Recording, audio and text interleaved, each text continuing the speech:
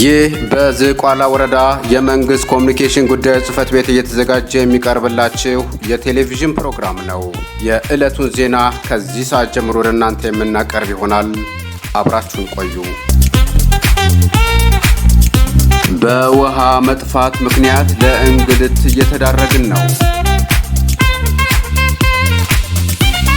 የጽዝቀ ከተማ የንጹህ መጠጥ ውሃ ስርጭት መቋረጡን ተከትሎ ለእንግልት መዳረጋቸውን የከተማዋ ነዋሪዎች ገለጹ።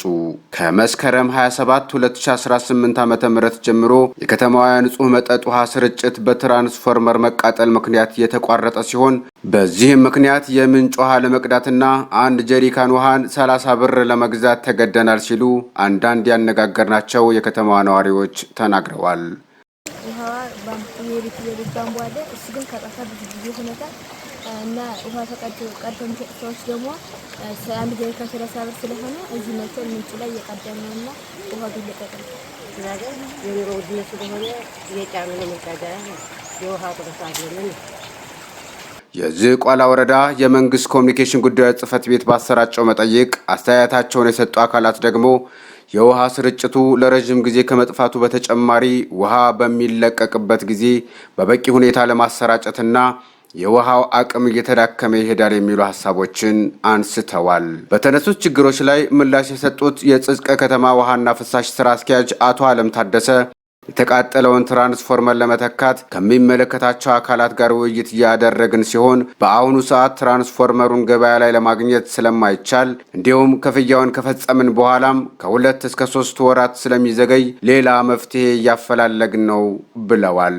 መስከረም 27 ጀምሮ በከተማችን ላይ በሚፈልገው ልክ ኮሙኒኬሽን እና ስራችን የነበረው የሚያክል ውሃ እየተሰራጨ አይደለም። ዋናው ትልቁ ምክንያት ደግሞ ኦልሞስት 50% በላይ ሽፋን የሚይዘው ከቨር የሚያደርገው የጽቃ ንጹህ የመጠጥ ውሃ የጽቃ ወንዝ የውሃ ማጣሪያ ነው። ያ እንግዲህ ፓምፑን ኦን የሚያደርገው ራን የሚያደርገው ያው በትራንስፎርመር የነበረው ትራንስፎርመር ኦልሬዲ ቅድም እንዳልኳቸው ከመስከረም 27 ጀምሮ በትራንስፎርመር መቃጠል ምክንያት በከተማችን ላይ ከፍተኛ ውሃ እጥረት እንዲከሰት ዋናው ምክንያቱ እሱ ነውና በዚህ ጉዳይ ላይ ድርጅቱ ራሱ ዋና አስተዳደሩ ድርጅቱ የሚገባውን ያክል ርቀት ሄዷል። ዝም ብለን ተቃጥሏልና የእኛ ስራ አይደለም በሚል አረ የተቀመጠ ነው። መብራታዊ ኤሌክትሪክ ጋር አስፈላጊ ደብዳቤ ተጻጽፈናል። በስልክም ጭምር ዛሬ ጠዋት በስልክ የሚመለከተው ክፍል ኃላፊ ጋር ተነጋግረናል። ያላቸው ምንድን ነው ለኤሌክትሪክ ላይ ያላቸው ምላሽ የሰጡን ባለ 25 ኬቪ ትራንስፎርመር ነው። ባለ 25 ኬቪ ትራንስፎርመር ገበያ ላይ የለም። እኛውን የነበረን 25 ኬቪ ትራንስፎርመር የተቃጠለብን የተቃጠለ ትራንስፎርመር የተቀደመው የማን ነው? የመብራት ኃይል አገልግሎት ድርጅት ግዴታ ሆኖ እያለ ስቶራችን ላይ ለጊዜው ባለ 25 ኬቪ ትራንስፎርመር እጃችን ላይ የለም።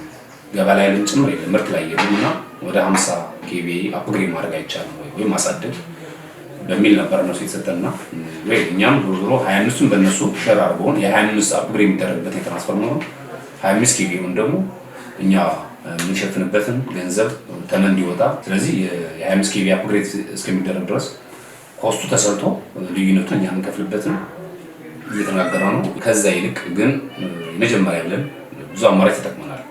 በተለይ ሆስፒታል መስመር ብቸኛውን የሚያገኘው ሆስፒታል መስመር በዚህ በውሃ ትሪትመንት አሁን በቆመብን ውሃ ነው። ይህንን ችግር ለመፍታት ሆስፒታል ላይ ብዙ ታማሚዎች አሉ። የዚህ ችግር ለመፍታት ጭምር ጄኔሬተር ገፍተን አንዱ ስራ አስጠቅመናል።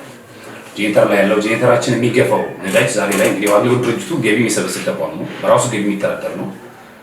ነገር ግን የግድ የማህበረሰቡ ችግር የሆስፒታሉን ችግር በመረዳት ለአንዱ ዙሪያ ያክል ውሃ ልከንላቸዋል ማለት ነው። ለሆስፒታል መስመር ምናልባት ትራንስፎርመር አሁን ያለው ጥያቄ ብንከፍልም እንኳን ራሱ አፕግሬዱ ኦልሞስት ለ2 ወርና ለ3 ወር ያክል እንደሚዘገይ ነው የአቅጣጫ ያለው ትራንስፎርመሩና በጊዜያዊነት ችግሩን ለማቃለል ጥልቅ የውሃ ጉድጓዶችን በመጠቀም በሳምንት አንድ ቀን እንዲደርስ እያደረግን ስለሆነ የውሃ ስርጭቱ ወደ ነበረበት እስኪመለስ ድረስ ህብረተሰቡ ለተወሰነ ጊዜ እንዲታገሰን ሲሉ ጠይቀዋል። ስለዚህ ከዚህ ደግሞ የመጀመሪያው አማራጭ ያስቀመጥነው ከዚህ እንዳልኳቸው ከሃይስኩል ትምህርት ቤት እዛ አቅራቢያ ላይ በስድስት ስፖርት ስቦ ወደ መብራት ቆጣሪ ጋር ማስገባትና ኦን ማድረግ አንዱ አማራጭ። ከዛ ውጭ እና ትልቁ በዘላቂነት ችግሩ ይፈታል ብለን ከወራት በፊት በስንት ግፊትና በስንት እንትን ያመጣነው ሶላር ሲስተም ነው። ሲስተሞችን ሁለት ሶላር ሲስተም የሚሰሩ ተቋማት አሉ። አንዱ በግፊት መስመር ያው ለጊዜው ችግር ላይ ያለ ሆና አልሆነም በግፊት ችግር በፕሬሸር ላይ ብቻ ችግሩን በዘላቂነት ለመፍታት ከኬር ኢትዮጵያ ግብረሰናይ ድርጅት ጋር በመነጋገር የሶላር ሲስተም ለማስገጠም የመሬት ርክክብ ለማድረግ ጥረት እያደረግን ሲሆን ከጥቅምት 20 ጀምሮ ጨረታው ተጠናቆ እስከ ጥቅምት 30 ባለው አገልግሎት መስጠት እንዲጀምር እየሰራን እንገኛለን ሲሉ በቅርቡ ዘለቄታዊ መፍትሄ እንደሚሰጥ ተናግረዋል። ከጥቅምት 20 በኋላ ኦልሬዲ ጨረታው እንደተዘጋ ለአሸናፊው አካል ለሶላር አገልግሎት ተሰጥቶ ለሶላር ችግር ችግር ይፈታል የሚል ያለው ምክንያቱም ሶላር በመሆኑ አንደኛ በእኛ አካባቢ እንደምታውቁት ሙቀታማ ነው። በቀን 2 ዙር መግፋት ይችላል። ጠዋትና ማታ በቀን 2 ዙር እንገፋለን። በቀን 2 ዙር ጠዋትና ማታ ተገፋ ማለት ደግሞ ያው የሚፈልገው ያክል ውሃ ማሰራጨት እንችላለን ማለት ነው። ይሄ መቼ ነው የሚሆነው? ከትራንስፈርመር በፊት ይሆናል። አሁን እንግዲህ ትልቁ አጋጣሚ አሁን ደብዳቤ መጻጻፍ የነበረው በመሬት ጉዳይ ነው። በአስቸኳይ ካሳው ተተምኖ ሰውየው ነፃ እንዲሆን እዛ አካባቢ ሌላ ሰብል እንዳይዘራ ከአሁኑ ጀምሮ እስከ ሰማን ብሎ ሌላ ተክል እንዳይተክል ሰውየው ጋር ጋርተርበት አግዶብታል። ስለዚህ ከጥቅምት 20 በኋላ ጨረታው እንዳለቀ እያወራን ነበር ነው። አዲስ አበባ በስልክ እያወራን ነበር ትናንትና። ከጥቅምት 20 በኋላ ኦልሬዲ ሶላሩ ጨረታው አሸናፊ ድርጅት ተሰጥቶ ድርጅቱ እስከ 30 ባለው እስከ ጥቅምት 30 ባለው ሙሉ በሙሉ እንደሚያልቅና እንደሚገባ ሳይታችን ላይ እንደሚገባ ስለዚህ ይሄ ትልቁ እንትናችን ነውና ታርጌት ያደረግነው እዛ ላይ ነው። ኪዳነ ምሕረት የፍሰት መጠኑ በማነሱ ነው። አሁን በፈረቃ የምንጠቀማት በ8 ቀን ፈረቃ ከተማችን ላይ የኪዳነ ምሕረት ውሃ ነው።